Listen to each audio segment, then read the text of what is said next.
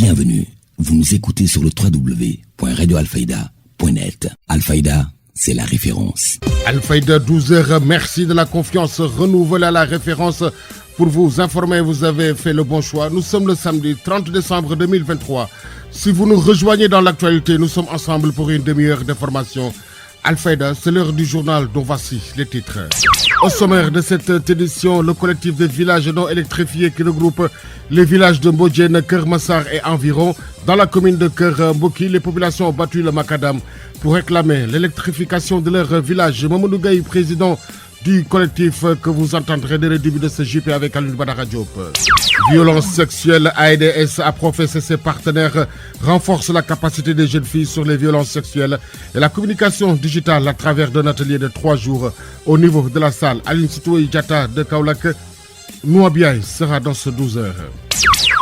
Et puis économie, la contribution du secteur extractif à l'économie sénégalaise s'est élevée à 275 milliards, a annoncé la présidente du comité national de l'initiative pour la transparence dans les industries extractives, Awa Marie Kolsek, que vous entendrez. En seconde partie, vous aurez l'actualité internationale, la page sportive qui mettront un terme à ce 12h. Dont le sommaire se résume ainsi. Gardez votre confort d'écoute, mesdames et messieurs, le développement, c'est dans une poignée de secondes. Le journal Serigne Moussa Kane. Devant ce micro, Sidi Haj Libas Bey assure les opérations techniques. Mesdames et messieurs, bonjour et bienvenue. Le collectif des villages non électrifiés qui regroupe les villages de Mbodjen, Kermassayer et environ. Dans la commune de Kermboki, les populations ont battu le macadam pour réclamer l'électrification de leur village. Mamadou Gaye, président du collectif, au micro de Alioune Badara Diop. À l'origine de cette marche aujourd'hui, on était venu juste remettre un mémorandum au sous-préfet de la commune de Kermboki. Ça fait plusieurs années, 10 ans à peine, on nous promet de l'électricité alors qu'on ne peut pas en avoir. Les étudiants sont là, les élèves sont là, tout le monde est là, mais on ne peut pas obtenir de la lumière le soir pour faire les devoirs des enfants. On ne peut pas travailler, ça implique des problèmes de chômage. C'est pour cela qu'on avait prévu un texte pour le lire à monsieur le sous-préfet de l'arrondissement de la commune de Kermboki. Le collectif des villages non électrifiés est un collectif qui regroupe les villages suivants: Mbodjen, Kermassayer, Ngongan, Ker El Hadj Malik, Ker Nolori, Kounias, Ker Mandiaye. Bapédi, qui est un amont qui dépend du village de Mbodjen, c'est important à préciser parce que ce n'est pas dans la même localité. Par le biais de ce collectif, nous tenons notre point de presse pour dénoncer une situation alarmante, délicate, liée à une absence d'électricité dans ces villages.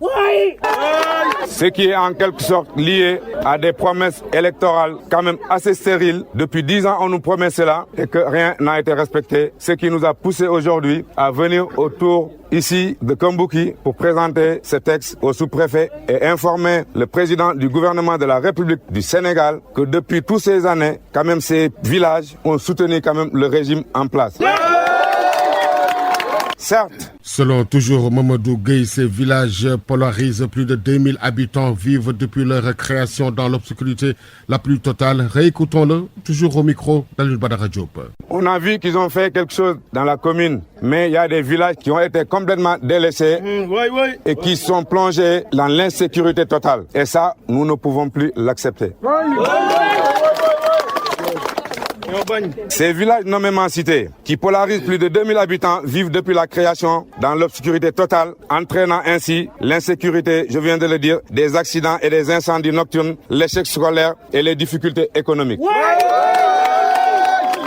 Ce qu'on a envie de dire, c'est que la production de l'électricité amène en même temps un développement économique. Il y a énormément de femmes qui avaient des activités auparavant liées à l'électricité et qui sont aujourd'hui qui se retrouvent au chômage.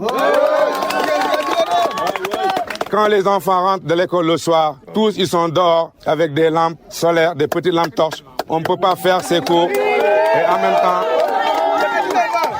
on ne peut pas travailler dans ces conditions. Donc on supplie le gouvernement de remédier au plus vite possible ce désagrément qui peut constituer demain une autre forme de lutte. Pourtant, ces villages réunis ont tous soutenu le régime en place, je vous l'ai déjà dit. Ceci étant dit, nous lançons un appel d'urgence aux différentes autorités afin de régler au plus vite possible cette situation précaire que vivent ces populations, qui sont quand même des populations qui paient des impôts, qui sont des contribuables et qui sont complètement délaissés au profit d'autres organisations. Le cas échéant, il semble évident que nous allons, si la situation n'est pas étudiée, et en tout cas proposer une solution solide et bétonnée vers un boycott des élections à venir. Le sous-préfet de Keur Mbouki, Anne Cissé, sur cette marche pacifique dans le cadre des revendications pour l'accès à l'électricité est très légitime selon le sous-préfet. Anne Cissé, que je vous propose d'écouter. Je voudrais d'abord, à l'entame de mon propos, vous saluer et vous souhaiter la bienvenue dans votre maison, qui est ici, la sous-préfecture. Cette marche pacifique qui entre dans le cadre des revendications pour l'accès à l'électricité est une revendication légitime. Je vous ai entendu, je vous ai écouté, j'ai le mémorandum en main. Rassurez-vous, chère jeunesse consciente. Je vous dis jeunesse consciente parce que vous avez tenu à votre promesse. La promesse c'est quoi? C'est de faire un défilé de Mbapéji qui descend de presque 3 à 4 km sur l'itinéraire tracé jusqu'à devant la sous-préfecture pour exprimer vos mécontentements et transmettre le mémorandum. Donc, je vous dis que je vous ai écouté. Je vous rassure que les propos tenus par le rapporteur, par le président du comité intervillageois de manifestation pacifique pour revendiquer l'éducation rurale de vos différentes localités n'est pas rentré dans l'oreille d'un sourd. Je vous rassure que les messages seront portés à qui de droit. Et pour rappel, l'État a lancé un projet d'électrification rurale il y a 2 ans de cela. Et ce programme est en train de courir. Certains villages ont eu des installations de poteaux électriques. Il reste la mise en marche. D'autres sont en cours. Mais j'apprécie à plus d'un titre votre démarche qui a été pacifique, sans violence. L'électricité est une nécessité. Je sais que l'ensemble des villages qui se manifestent aujourd'hui regorgent d'énormes potentialités en matière d'étudiants. Et ces étudiants ont besoin de cours en ligne. Sidi Hadj Libas Mbaye, le sous-préfet Anne Cissé, se dit très favorable à la doléance des populations de Keur Mbouki et demande au collectif de rester patient avec les programmes en cours pour l'électrification universelle. Je pense que la prompte résolution de ce problème favoriserait vraiment les études pour ces enseignants. Au-delà des étudiants, donc, l'électricité peut promouvoir la richesse. Il n'est rien que, je prends l'exemple d'un atelier de couture. Ça permet aussi les jeunes de se fixer dans leur terroir, dans leur village. Les étudiants Papegui peuvent faire des cours en ligne et nous avons vu les cours en ligne, leur apport et le soulagement aussi des étudiants qui, dans les universités, sont souvent confrontés à des problèmes de restauration, à des problèmes de logement, à des problèmes d'hébergement. Mais ces cours en ligne ont contribué vraiment à la performance des résultats de ces différents étudiants au niveau des départements universitaires. Donc, je suis favorable à vos doléances. Je suis favorable à votre manifestation. Raison pour laquelle j'ai eu à dresser un arrêté vous permettant de venir vers l'autorité, poser vos doléances. Et ces doléances, comme je vous l'ai dit au départ, ne sont pas tombées de l'oreille d'un sourd. Nous les porterons, ces messages, à qui de droit. Et ce que je demande pour mes mots de fin, c'est de garder la patience. L'État est très conscient. Aujourd'hui, il y a des programmes même en cours pour l'éducation universelle. Donc, l'État est très conscient de ce que l'électricité peut apporter dans nos localités, dans la promotion de la richesse, dans la promotion de l'emploi. Il ne reste qu'un soudeur métallique qui a besoin de l'électricité pour rendre performant ses activités. Donc, je suis très sensible à vos préoccupations, qui sont les nôtres. Parce que souvent, je pars dans les villages, j'aurais besoin de charger mon portable. Donc, quand mon portable est vide, je suis coupé du monde. Donc, nous vivons les mêmes préoccupations. Parce que notre intervention ne s'arrête pas au bureau. Les villages dont vous avez cités, nous les fréquentons fréquemment. Et les mêmes problèmes, nous les rencontrons. Donc, c'est pour vous dire que nous porterons ces messages au plus haut niveau. Et rassurez-vous que nous sommes vraiment favorables à vos doléances. Sur ce, je remercie l'ensemble des manifestants qui se sont déplacés de village en village pour former ce collectif, venir devant la sous-préfecture, dans votre maison, exprimer vos besoins. Donc, soyez rassurés que nous sommes avec vous. Et Inch'Allah, s'il plaît au bon Dieu, subhanallah wa ta'ala, les résultats vont suivre. Vos doléances, vos manifestations ne resteront pas sans effet. Je vous remercie encore une fois. L'actualité régionale, nationale, c'est sur Alfayda FM 90.1. Merci à Aline Badara Diop qui a recueilli tous ces propos pour nous. L'info se poursuit sur le www.radioalfayda.net. Violence sexuelle, je vous l'annonce en titre, AIDS, APROFES et ses partenaires renforcent la capacité des jeunes filles sur les violences sexuelles et la communication digitale à travers un atelier de 3 jours au niveau de la salle Aline Sitoé Diatta de l'APROFES. 8 organisations de femmes regroupées en consortium en collaboration avec ses partenaires financiers ont organisé un atelier de renforcement des capacités des jeunes filles sur les violences sexuelles et la communication digitale. Kadijatou Traoré est la présidente de MAREF. Revient ici sur les objectifs de cet atelier. 8 organisations de la société civile partenaire du VLF, un atelier de renforcement de capacités sur la digitalisation parce que nous sommes à l'ère du numérique, donc il faut que nous sachions comment utiliser l'Internet parce qu'auparavant on ne savait pas, on publie sans connaître ce que nous sommes en train de faire, les dangers qui peuvent s'y trouver. Donc aujourd'hui, avec ce qu'on a appris, si on continue comme ça, on saura vraiment comment publier et qu'est-ce qui va nous attendre sur cela. La communication digitale qui a été aussi au menu de cet atelier, ses avantages et ses inconvénients ont été évoqués par Tabara Sissoko, une autre présidente de réseau des femmes qui vient de Kédougou. Comme on parle aussi de communication digitale, c'est pour un peu vulgariser nos activités, mais aussi savoir comment l'utiliser à bon escient. Donc je pense qu'aujourd'hui, les jeunes filles utilisent les réseaux sociaux ou nous utilisons les réseaux sociaux sans savoir comment l'utiliser, comment faire des montages vidéo et autres. Donc c'est pourquoi nous avons initié cette activité en consortium afin que les jeunes filles puissent démultiplier au niveau de leur pairs, mais aussi puissent aider l'organisation vraiment à rendre visibles ces actions. Ces femmes regroupées en synergie pour une atteinte optimale des objectifs fixés comptent renforcer la sensibilisation auprès des communautés pour une élimination de toutes les formes de la violence à l'égard des femmes et des filles, y compris les violences sexuelles en milieu scolaire. 25 jeunes filles vont bénéficier pour faire face aux violences sexuelles et aussi sur la communication digitale pour mieux sensibiliser les filles. Jo Maron, journaliste de formation par ailleurs formateur sur les violences sexuelles, au micro de Noa Biaye. J'ai jugé cette initiative très intéressante parce que vous savez tous, on est dans l'ère du numérique et qui dit l'ère du numérique dit au moins ces opportunités-là. Vous avez des organisations de femmes qui évoluent, elles ont peut-être des choses à informer, elles ont peut-être des choses à dénoncer entre autres, elles ont peut-être des choses pour faire du plaidoyer et quand elles doivent faire ces plaidoyers-là, je pense que les réseaux sociaux constituent une belle turbine pour pouvoir toucher la cible. Maintenant, ce qu'il faut comprendre tout simplement, cette formation devra permettre à ces femmes, à ces jeunes filles de pouvoir connaître le contenu qu'il faut et avec qui on doit parler sur Internet et qu'est-ce qu'il faut faire sur Internet. Parce qu'à l'issue de la formation, je ne veux pas qu'elles subissent encore une autre violence. Elles ont assez subi la violence, donc aujourd'hui sur Internet, elles doivent comprendre comment elles peuvent maintenant dénoncer les violences dont elles sont en train de subir tout ça sur Internet. Elles vont apprendre aussi à voir un bon contenu, c'est-à-dire quand on parle de contenu, on pense déjà à la vidéo sur Internet. Elles vont apprendre des photos, des vidéos avec sur le téléphone, faire le montage et pouvoir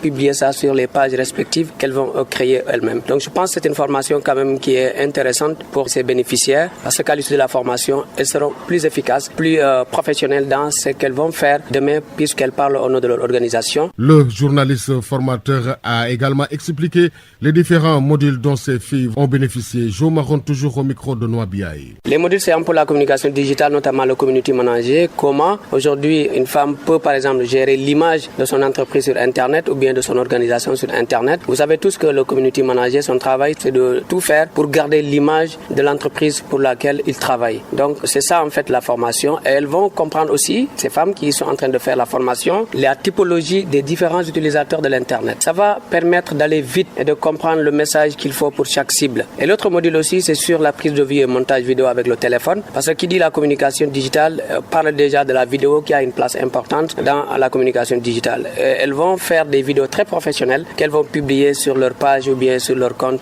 de réseaux sociaux. Les attentes, c'est la participation et aussi démultiplier tout ce qu'elles vont apprendre ici. Parce que tout le monde n'est pas là, mais je pense que le groupe qui est là, si jamais ils maîtrisent ce qu'on est en train de donner, ce qu'on attend de ces bénéficiaires, elles doivent au moins faire la démultiplication. Former d'autres qui peut-être auraient pu être là, mais elles ne sont pas là. L'actualité régionale, nationale, c'est sur Alfayda FM 90.1.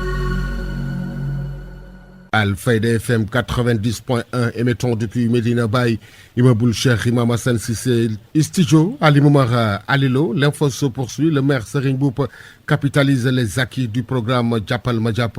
Il a invité les jeunes et les femmes à une adhésion massive à ce projet.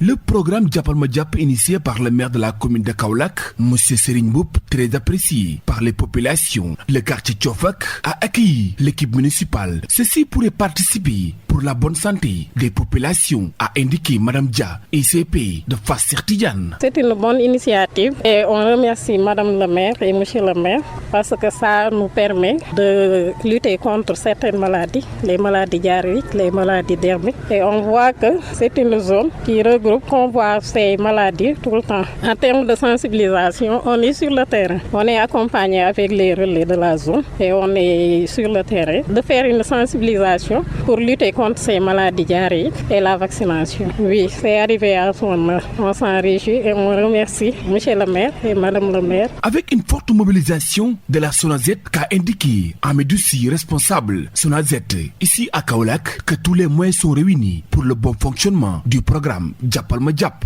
D'accord, je trouve que c'est une bonne initiative entre la mairie et la SONAGED parce que c'est soit ici avec DEFSI. Donc c'est deux entités qui doivent aller ensemble. Donc nous nous en félicitons aussi. Bon, nous avons amené du personnel, du matériel lourd, des caisses polybernes, des ventasseuses. J'ajoute seulement une chose pour ça concerne les populations. Il faut que la suivi soit vraiment exemplaire. Parce que nous on vient, on enlève, mais aussi il n'y a pas d'autres personnes qui suivent derrière nous. C'est peine perdue. Partout là où nous avons passé, nous avons remarqué la non-présence de la population. Mais depuis que nous avons tenu des petits CRD au niveau des quartiers comme Fora, les populations commencent à sortir. Peut-être avant ils n'avaient pas compris. Ils pensaient que c'est de la politique, mais cette politique c'est dans leur intérêt. Parce que la propriété c'est d'abord dans les maisons avant Mouiguen. Dans son programme, Samu Seta Sokali, le programme Djapal Madjap est très bien apprécié par les populations de Kaolack Ndangan et indique qu'il est arrivé au bon moment. L'équipe municipale qui a été dirigée par l'adjointe au maire de la commune de Kaolack, Ndaye Madjiguène Diouf, chargé de l'assainissement à la mairie de Kaolack, qui a profité de cette occasion pour sensibiliser pour l'adhésion de ce programme Djapal Madjap dans la commune de Kaolack Ndangan. Économie, nous en parlons dans ce journal. La contribution du secteur extractif à l'économie sénégalaise s'est élevée à 275 milliards, a annoncé la présidente du comité national de l'initiative pour la transparence dans les industries extractives. Nous avons cette année, pour le 10e rapport, nous avons pu mettre en exergue certains points importants, dont la place de l'industrie extractive dans l'économie sénégalaise. Et nous savons aujourd'hui, en mettant toutes les sociétés qui ont plus de 200 millions de chiffre d'affaires, ce qui fait que ça correspond à peu près à 99% du total, nous avons pu recenser 275 milliards de contributions du secteur extractif à l'économie sénégalaise. La plupart de ces moyens vont au budget du Sénégal. Le ministre de la fonction publique, Galoba, a présidé la cérémonie de clôture de la 5e session de formation et d'intégration des nouveaux agents de l'État. La rencontre s'est déroulée au CNFA de Rufisque. Le ministre Galoba avec Aaron Agnon. Je ne peux que me réjouir de ce choix de la performance dans la stricte observation de l'éthique professionnelle et du devoir de servir le citoyen. Tel est le sens profond de ces 2 semaines de formation dite d'intégration des nouvelles recrues. À cet égard, cette formation aura été, pour plus de 1000 recrues, une porte d'entrée dans la mission sacerdotale consistant à incarner et à développer la culture des services publics. Ce moment constitue une double réponse à 2 préoccupations essentielles du cadrage de notre politique nationale, le plan Sénégal émergent. D'abord, la création d'emplois pour les jeunes. Ensuite, la formation du capital humain. Nous avons surtout cherché à donner corps à l'instruction du président de la République sur la formation systématique des nouvelles recrues afin de leur doter des meilleurs apprentissages afin de permettre à notre administration d'avoir des hommes et des femmes suffisamment préparés pour garantir un service public de qualité et une administration publique performante, mais également suffisamment pétrie de valeurs et de principes républicains. Ces différents thèmes préparent votre entrée dans une nouvelle vie, celle consistant à servir votre pays, le Sénégal. Il convient dès lors, à des occasions comme celle d'aujourd'hui, de rappeler les obligations de respect, de bienveillance, de courtoisie et d'écoute que vous devez avoir envers les usagers, envers les citoyens que vous êtes censés servir. Ces obligations sont des piliers nécessaires à l'instauration d'une relation de confiance entre usagers et agents de l'administration. Améliorer sans cesse cette relation nécessite des formations comme celles que nous avons eues ces dernières semaines et que vous avez l'impérieuse obligation de perpétuer. En vous accordant le privilège de servir votre pays, l'État, en retour, attend de vous un comportement irréprochable et exemplaire en toutes circonstances. En vous remerciant de votre attention, je déclare close la 5e session de formation des nouvelles recrues de la fonction publique. L'actualité régionale, nationale, c'est sur Alfayda FM 90.1. L'info se poursuit sur la 90.1. Vous nous suivez à Touba, Kouta, Kermbouki et environ à Djalagne, où il a été décoré. Le directeur général de l'ONFP, Mounirouli, en a profité pour dire que l'État du Sénégal, à travers la formation professionnelle, est en train de mettre en œuvre pour que les jeunes puissent être formés.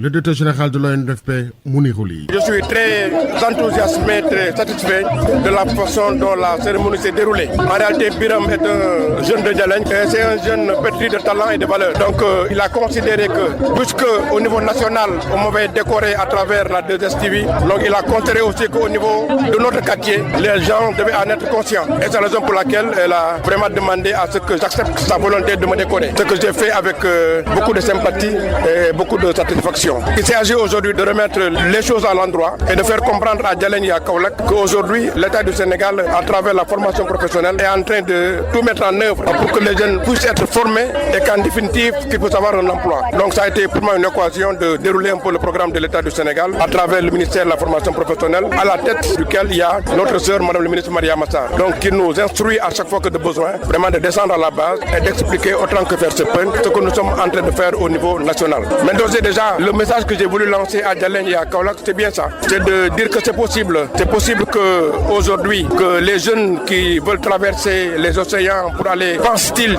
vers d'autres horizons, de leur dire que les possibilités sont là au Sénégal et dans nos localités. Et il faut comprendre aussi, mais de façon intelligente, que les projets de développement aujourd'hui commencent d'abord par les quartiers. Nous devons, dans nos quartiers respectifs, essayer de nous organiser de sorte que tous les jeunes qui s'y trouvent, ainsi que les femmes, qu'on puisse savoir vraiment leur situation de façon effective, de savoir ce qu'ils vivent, ce qu'ils entendent faire, quelles sont leurs ambitions, leurs motivations et quels sont les blocages, en tout cas les goulots d'étranglement. Nous devons, nous, en tant qu'autorité étatique, nous imprégner de tout cela, nous essayer donc de comprendre ce qu'ils vivent afin donc de trouver des solutions. Mounirouli, qui était au micro de Cheikh Tidiane Diagne, après 10 ans d'ancrage local, le mouvement Kaolack Nouvelle Vision avec à sa tête Ahmed Youssouf Benjeloum vient de lancer Sénégal Nouvelle Vision. La cérémonie a eu lieu au CEDEPS de Kaolack.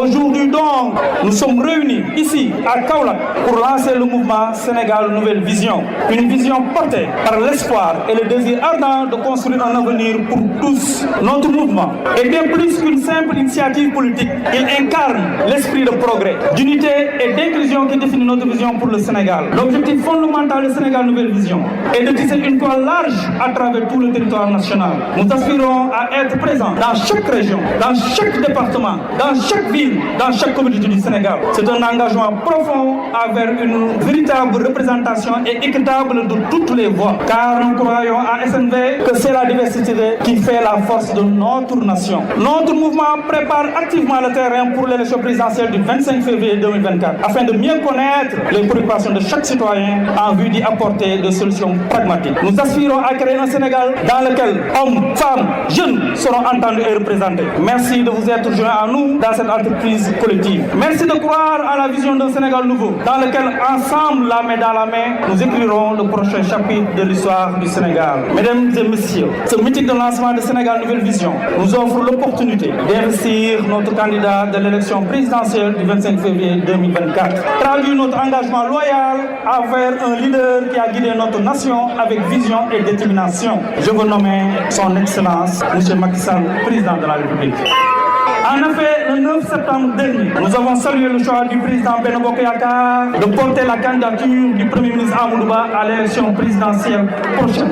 Cette décision reflète la perspicacité et la détermination du président Macky Sall à offrir le meilleur leadership à notre nation. Car Amadou Ba incarne l'excellence, l'expérience et le dévouement envers le Sénégal. Venu représenter le premier des ministres, le ministre du Commerce Abdou Karim Fofana a tout simplement magnifié cette belle initiative, bâtir un Sénégal émergent avec une jeunesse aux avant-postes.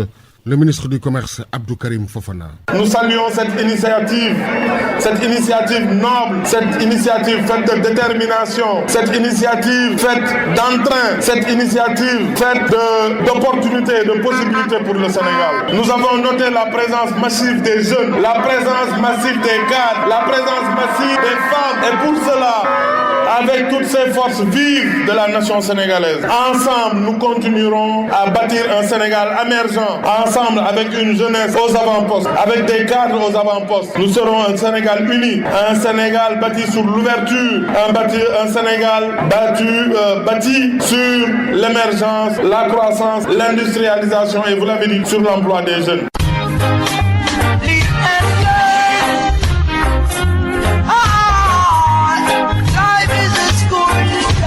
Al-Fayda FM, la radio qui vous suit partout. L'info se poursuit sur les ondes de la référence. Djangono Chibenen Anam, autrement dit, apprendre ensemble autrement, ce samedi 30 décembre 2023. Les accidents domestiques, généralement, c'est tout ce qui se passe dans nos maisons, dans nos habitations. C'est ce qu'on appelle accident domestique. Véritable problème de société, les accidents domestiques. Un enfant qui, en mangeant, s'étouffe avec un objet qui obstrue ses voies aériennes respiratoires. Ça peut constituer un accident domestique. Quelqu'un qui chute, par exemple, d'un balcon, ça peut être un accident domestique. Donc c'est un peu tout ce qui se passe dans les maisons, dans les habitations. La rubrique Djangondo Chibenen Anam ou apprendre ensemble autrement qui s'intéresse donc ce samedi au sujet. Il donne la parole au capitaine Djibril Sall, commandant du groupement d'incendie et de secours numéro 3. Il y a les cas des incendies qui se passent souvent dans les cuisines, tels que les feux de gaz, une fuite de gaz enflammé. Lorsque cela vous arrive dans la maison, souvent ce que nous conseillons aux gens, c'est de ne pas paniquer, d'écarter tout ce qui peut alimenter la flamme. Et une fuite de gaz enflammée, souvent c'est très facile à éteindre. Muni d'une serviette imbibée d'eau, vous le mettez dessus, généralement ça s'éteint. Parce qu'un feu, c'est la conjugaison de trois choses: comburant, combustible, énergie d'activation. Le comburant, souvent c'est l'oxygène. Le combustible, c'est la matière même qui brûle. Ici, en l'espèce, c'est le gaz. Donc quand vous mettez une serviette dessus, vous coupez l'arrivée de l'oxygène. Donc vous cassez le triangle de feu. Et dès que vous le cassez, le feu il s'éteint vite. Il s'éteint. Maintenant, il y a la fuite qui va rester. Si vous pouvez l'arrêter, vous l'arrêtez. Si vous ne pouvez pas, en tout cas, vous n'allumez plus de lampe, rien du tout. Mais l'essentiel, c'est d'appeler les secours. Si vous pouvez l'arrêter, vous l'arrêtez. Vous appelez les secours, vous aérez. Dans tous les cas, appelez les secours. Maintenant, quand il vous arrive également un incendie dans votre maison ou ailleurs et son origine quitte la cuisine ou les chambres, ce que nous conseillons, comme je l'ai dit tantôt, c'est de garder son calme, c'est de veiller à l'évacuation de la maison, mais également en évacuant de fermer les portes derrière soi. Fermer ne veut pas dire verrouiller, parce qu'il faut faire de sorte à ce que les pompiers, en arrivant, qu'ils puissent pouvoir vérifier rapidement sans aucune difficulté. Vous fermez, en fermant, vous limitez la propagation, vous protégez les lieux qui étaient sains. Et voilà, ça en est tout pour aujourd'hui. Prochainement, un autre sujet dans votre rubrique Actualité internationale. Il est 12h passé à Kaolack, 6h de Boya à Washington DC. L'actualité internationale sous forme de brève, c'est avec nos partenaires de la Voix de l'Amérique. En République démocratique du Congo, une semaine après les élections, la situation est tendue. La publication des résultats partiels donne une large avance au président sortant, alors que l'opposition réclame l'annulation pure et simple de ce qu'elle qualifie de simulacre d'élection. Actualité internationale. Les autorités de la République centrafricaine sont en contact avec la société militaire privée américaine Bancroft. L'information a été confirmée par le groupe américain au moment où Bangui dit vouloir diversifier ses relations en matière de sécurité. RCA toujours dans le but de renforcer la sécurité dans la zone et faciliter l'accès humanitaire à la population. Des casques bleus de l'ONU se déploient dans le nord-ouest où 23 civils ont été tués le 21 décembre dans un massacre attribué au groupe armé 3R. C'est ce qu'on a appris hier auprès de la force onusienne qui dit dans un communiqué que le village de Nakundu a été la cible d'une attaque meurtrière ce 21 décembre, précisant que le village a été incendié et que le reste de la population aurait fui vers la brousse. Actualité internationale. Au Bénin, la direction du port autonome de Cotonou a annoncé la levée de la suspension des importations des marchandises à destination du Niger, une décision qui laisse entrevoir de meilleures relations entre le Bénin et le Niger. Actualité internationale. La Côte d'Ivoire va livrer 50 millions de litres d'essence par mois à la Guinée suite à l'explosion et l'incendie du principal dépôt de carburant qui a fait 24 morts et 450 blessés dans ce pays. En tout, plus de 11 000 personnes ont été affectées directement par l'incendie, selon la télévision nationale ivoirienne. Le ministre guinéen de l'économie, Moussa Cissé, s'est entretenu mercredi à Abidjan avec le ministre ivoirien des mines, du pétrole et de l'énergie, Mamadou Sangafoua Koulibaly. Au Mali, les partisans de l'imam Mahmoud Dicko ont dénoncé hier une cabale orchestrée contre lui sous le feu des critiques depuis plus d'une semaine. Actualité internationale. Le Mexique et les États-Unis se sont félicités mercredi du voyage d'urgence à Mexico du chef de la diplomatie américaine, Anthony Blinken, estimant qu'il a permis des avancées dans le dossier brûlant de la crise migratoire au moment où les deux pays s'apprêtent à entrer dans une année électorale. Actualité internationale. Et sport.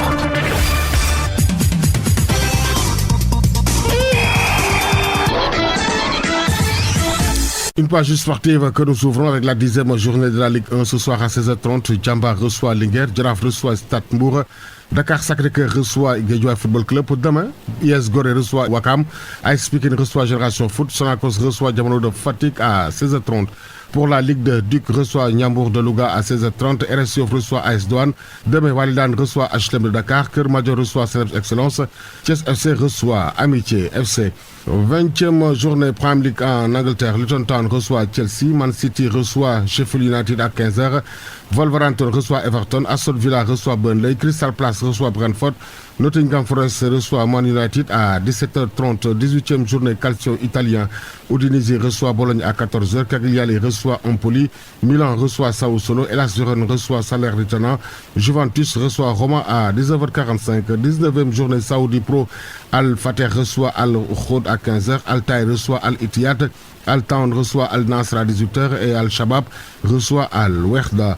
Lutte pour terminer, Modulo Boigna 2, ce 1er janvier, à l'arène nationale, la République du Roc des Parcelles Zasseni, c'était lors de sa conférence de presse. Oui, j'ai bien entendu ce qu'il a dit sur les 45 minutes de bagarre que mon adversaire a annoncé. Je veux qu'il sache une chose, je l'attaquerai avant qu'il vienne. Vous savez, ce genre de paroles, moi je ne m'attarde pas sur ce genre de paroles. Ce sont que les paroles d'un lutteur. Ça ne tient pas debout. Tout sera clair le 1er janvier, Inch'Allah. S'il veut jouer, il n'a qu'à aller chercher les singes. En tout cas, le 1er janvier, tout sera clair, Inch'Allah. Ça n'est tout pour cette page sportive.